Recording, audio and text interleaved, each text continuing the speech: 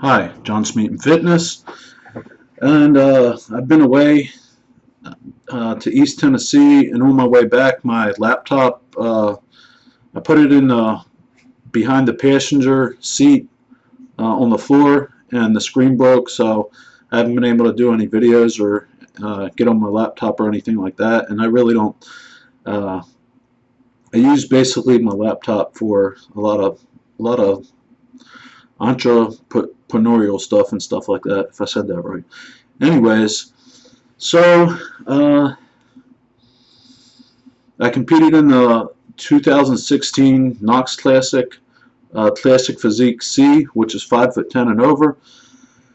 Excuse me, I got 5th out of 6. I made the top call out in the top 5. If I got 6th place, I wouldn't got top 5 and wouldn't have got a trophy. I also qualified for nationals, which is the next step up.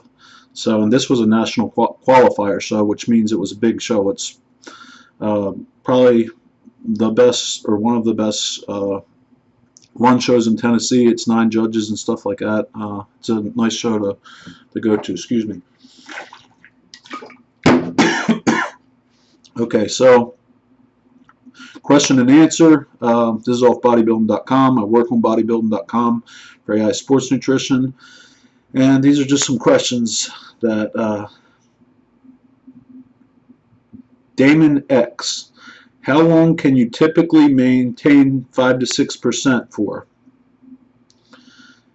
I'm going to answer that first. It's a two-part question. Or how long maintenance calories until it begins to fade away. So how long can you typically maintain 5 to 6% for? I really don't know. The lowest I've been that I measured myself was 2012, and I was 6.9%.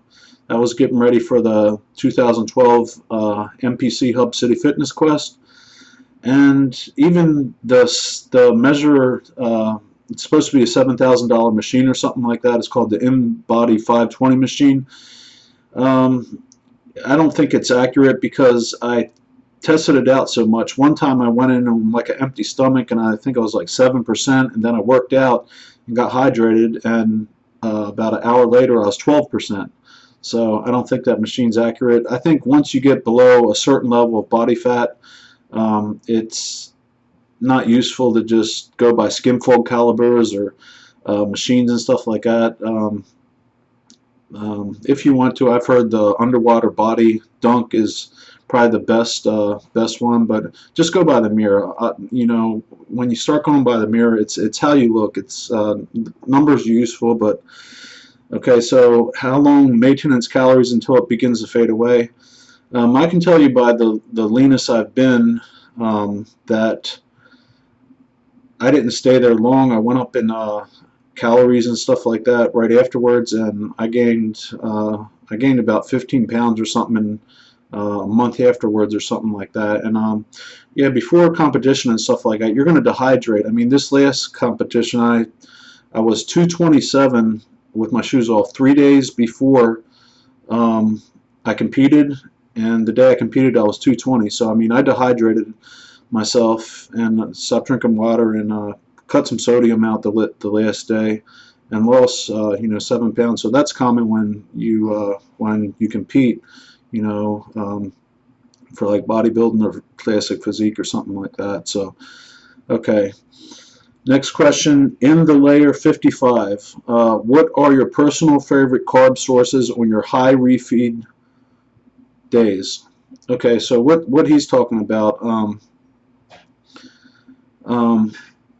once about every 2 weeks or something like that. It depends on how lean you are. So say you're 12% body fat, you can probably do it every 2 weeks. Say you're 7% body fat, you probably have to do it every week or something like that. You go off your diet and you just eat more carbs that day. And what that does, that speeds up the metabolism in thyroid. What happens when a lot of people diet hard? Their thyroid slows down and they stop losing body fat, and that can show a false reading for your thyroid, and doctors can put you on thyroid medicine and stuff like that when you're dieting. So that's something to keep in mind. But one way around that is to raise your carbohydrates up 2 to 3 carbs per pound of body weight on that day. My personal favorite carb sources, right now I'm sticking to a very bland diet. I mean, my carb sources are like either grits or oatmeal or sweet potatoes or rice. Maybe some fruit in there, banana or berries or something like that, my oatmeal or something like that. But I stick to them foods, and that's it.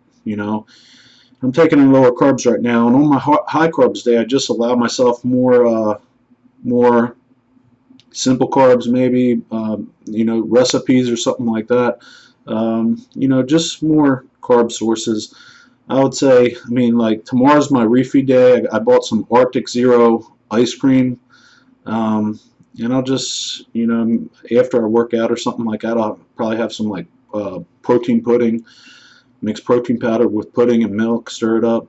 Just that one day to boast it up. But that's probably my favorite carb sources. It varies, as I learn more about foods and recipes and stuff like that. But yeah, Trained by Bree. Over a year ago, I hurt my hip falling down a flight of stairs. I'm working on cutting. I'm staying on my diet, doing well, and doing cardio 5 times a week. The leg curl is painful. I feel guilty because I don't want to miss working out. The problem is there seems to be no middle ground for me. I either want to go 0 or 100. I want to keep my muscle and the progress I worked hard for. Yeah, it's an injury. I'm actually going through one myself. When I went to East Tennessee, I went a new machine or something like that, and it was a rear fly, and I hurt my shoulder, or I was flexing too hard on stage. I really don't know how I did it, but and I can't go heavy right now. So you got to get over that injury. You got to do whatever it takes to get it better, and that's a skill in and of itself. I mean, you said there's no middle ground for you. You either want to go 0 or 100. You got to learn to go down to 90, 80, 70, 60, whatever you can do without injuring yourself again. And that's a skill I've had to learn how to do, and I'm still learning. I still learn and get better at it. But like right now, I don't do anything that bothers my injury at all. If it bothers it, I instantly back off. I do physical therapy. I do, whatever it takes to get it better. So yeah, I understand. You just gotta back off sometimes. And yeah, you can stay on your diet. Good work staying on your diet and doing cardio. You can do that. Do whatever you did. I've been doing this since 2001. I haven't stopped once. I've stopped for 1 month, but I've been bodybuilding since 2002, and started in 2001, but didn't start full body till 2002. And I haven't stopped once. Every time I got an injury, I would do my legs if I couldn't do upper body, or I would do my abs, or I would do something else. You can always do something. I haven't stopped once, so you can't stop. Just do what you can. Do not do anything that's going to injure it, because it'll make it worse until it heals. And if you can't do it, you're going to have to get like a physical therapist that'll help you with that. John Smeaton Fitness. Like, comment, share. I keep doing this because I love this. So if you can use me, holler at me. I'm doing training at the activity center. It's a good place as any. Good equipment. You'll get in shape. And yeah, I'm great at what I do. So thank you.